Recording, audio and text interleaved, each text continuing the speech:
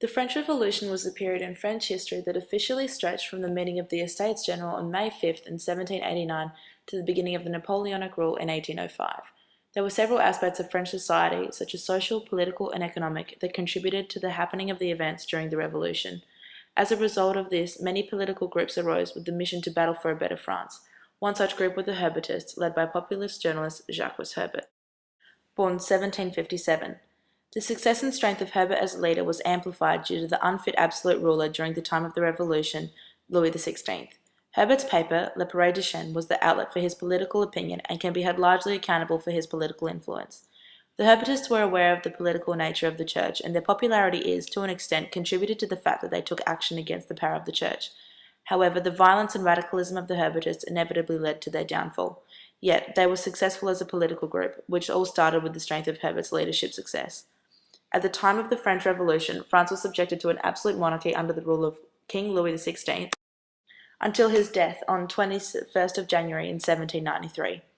Louis XVI was an extremely weak ruler in the sense that he was indecisive, weak-minded, and not respected as he did not offer France true guidance when they needed it most. This is because of their dire social, political, financial, and economic crisis. In fact, Louis XVI had further contributed to the financial calamity of France by his involvement with foreign policy such as the American War of Independence, where he supported the American troops financially and by sending over French men. Not only this, but he and his wife, Marie Antoinette, lived a lavish lifestyle which further contributed to the financial crisis in France. This made the people of France desperate for some form of reform and leader that would offer guidance, resilience, and strength, and instill motivation. This is part of the reason that Herbert's popularity grew so rapidly. As he was decisive and clear-thinking, this was a huge contrast to the type of authority people were experiencing from Louis XVI. It would also help that Herbert's name was not a foreign one to some of the people of France due to his occupation as a journalist. Jacques Herbert was the founder and editor of the extreme newspaper Le Pareil de Chêne. His articles began to appear from September in 1790 to 1794. This paper was viewed as extreme due to the foul language used, slight mockery of controversial topics, and the theme of violence in order to appeal to members of the Third Estate, chiefly the sans-culottes. Another method that Herbert used in order to appeal to the readers from the Third Estate was by writing his articles in narrative style from the first-person perspective of Pareil de Chêne, a fictional character depicted as an old working-class man. This character was created by Herbert as a means to express his political view and also target a specific audience. An old working-class man was a stereotype that many of the Third Estate could relate to. People, having gained this familiarization with Herbert through Pareil de Chêne, gave Herbert solid grounds for success in leadership.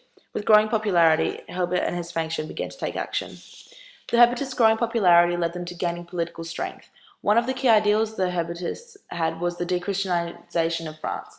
This stems from the fact that the Church was not only a religious institution, but a political one also. Their political authority was exercised by means of censorship over books, provision of poor relief, hospitals and schools, by keeping a list in the parish of all births, marriages and deaths. The Church's vast wealth and resistance to new ideas were some of the fundamental reasons why they were so unpopular with the people, which is what contributed to a long-term cause of the Revolution.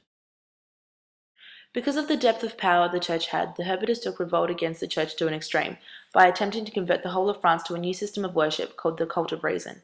This atheistic belief system had the ultimate goal of perfecting mankind through the attainment of truth and liberty.